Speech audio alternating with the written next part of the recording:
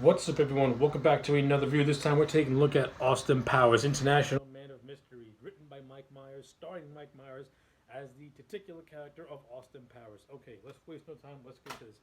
I like the first Austin Powers movie. Now, growing up, I was never a huge fan of the original Austin Powers movie. I always found it to be just funny. There are certain gags that I enjoyed, but overall, the first Austin Powers movie didn't really resonate with me the way that The Spy Who Shagged Me resonated with me. Mainly because I saw The Spy Who Shagged Me before I ever saw this one. But looking back on International Man of Mystery now, after 20 plus years, it's still a pretty funny movie. I enjoy International Man of Mystery. Of course, the star of the show is Mike Myers as Austin Powers. He's absolutely hilarious as this British James Bond satire-like spy. Uh, I think some of the high points of this movie is it has a really good production design and a very good look. Jay Roach and Mike Myers really captured the 1960s feel of the Austin Powers character and the prologue. They and in the prologue where this movie takes place in 1967, from a wardrobe and from an overall production set design, looks very authentic to the period.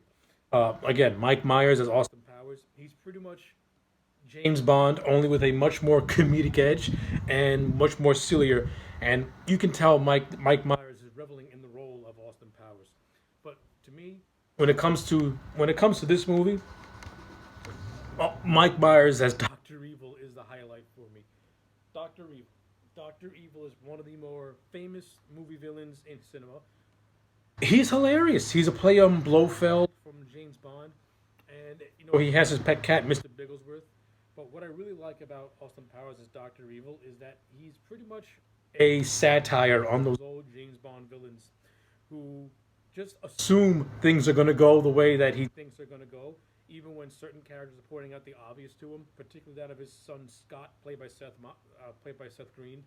By the way, I really like the character of Scott and Seth Green in this movie. I think he and Mike Myers have really good chemistry, and this whole and the whole subplot of Scott pretty much being a clone of Doctor Evil's semen is ridiculously stupid yet utterly hilarious.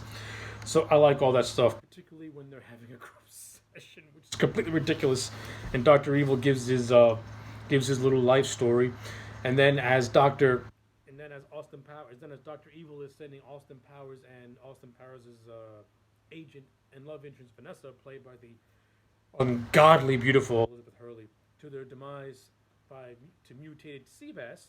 Scott's like, why don't you just get a gun and shoot them? Bang!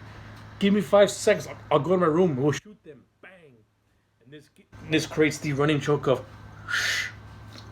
Funny stuff. Love it. Mike Myers as Doctor Evil is my favorite part of the movie. I think it's hilarious. Though this movie has also good side characters. You have Frau Frobicia, whose known trademark is screaming very important things like Scott. She's fun in the role. Richard Wagner as number two. Number two is hilarious, and I think Wagner and Myers in these certain scenes have very understated chemistry with one another, especially when number two is pretty much filling in Doctor Evil in the past 30 years, since Doctor Evil was cryogenically frozen, as was Austin Powers, and both men have no clue as to what's happened. And every time Doctor Evil comes up with a plan, number two is like, "No, Doctor Evil, that's happened," or "Doctor Evil, we make $9 billion a year. 1 million is like chump change." So number two pretty much inspired Doctor Evil to want to go into the billions. Funny stuff. I like it a lot. Another thing that I like is the romance between Austin Powers and Vanessa.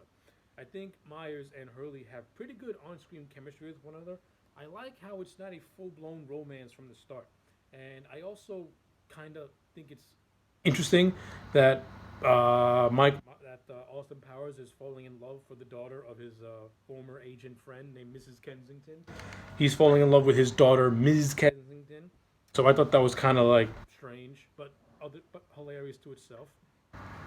But Hurley and Myers pull it off, and I don't know. To me, it's believable. Like, you got Austin Powers who still has that '60s mindset where you can just like live free and do everything, but he does. But now you're in the '90s, and things have changed in the '90s. Like, you can't go running around screwing everything you see. You're gonna, and Vanessa points this out to him, and this is what kind of makes Austin Powers kind of come to the realization that he is a man out of time, and that he needs to adapt to this new culture now.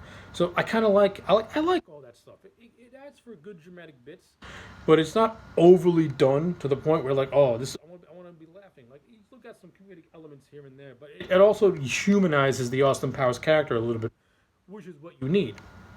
So I thought that was well done.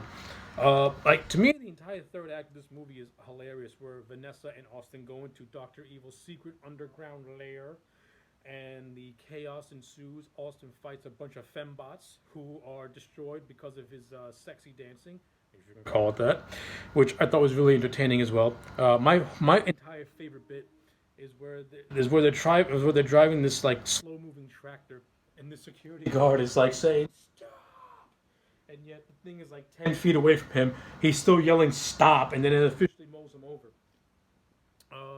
There's actually a deleted scene that expands upon that, and I wish they would have kept that deleted scene in the movie because it's utterly hilarious. It pretty much shows what happens to a family of a henchman, and that people just don't understand. That deleted scene should be in the movie because that deleted scene is hilarious, and it just perfectly sums up that moment. And like that scene, it would have gave that little bit more juice to it, and to me would have made it extra funnier and gave it a more dark and gave it a little bit of a more dark, and would have given it a more dark sense of humor, which is what I thought it really needed. So yeah, basically those are just, and of course at the end of the movie, Austin and Vanessa, they marry, which was bound to happen, typical, whatever. And then they have a random fight with a Dr. Evil henchman called Random Task. And this movie also includes one of my favorite Will Ferrell cameos, as he plays a character called Mustafa, who gets badly burned, but the guy has like a shot like 7 times just to die, which I thought was funny. You also get a Tom Arnold cameo, as he plays a cowboy, while Austin's getting into a fight in the commode with an Irish assassin, and and Austin's like, "Who does number 2 work for?" And the Tom Arnold's like, "That's right, partner. You show that turd who's boss." Stupid, hilarious, yet funny. So yeah, like International Man of Mystery does have some funny bits to it. I think it still does hold up. I appreciate it more now than I ever did when I first saw it. So I'm going to give International Man of Mystery a solid, I'm going to give it an 8 out of 10. I do like the first Austin Powers movie. I think The Spy Who Shagged Me is a much, much better and much more funnier movie. But as a first installment, and is laying the groundwork for this franchise, this first movie, definitely give it a watch. I think 20-something years later, it's still damn funny. Mike Myers, still one of my favorite comedians. So yeah, those are my thoughts on Austin Powers, International Man of Mystery. Let me know your thoughts in the comment sections down below. Like this video and subscribe. And I will check you back next time for more.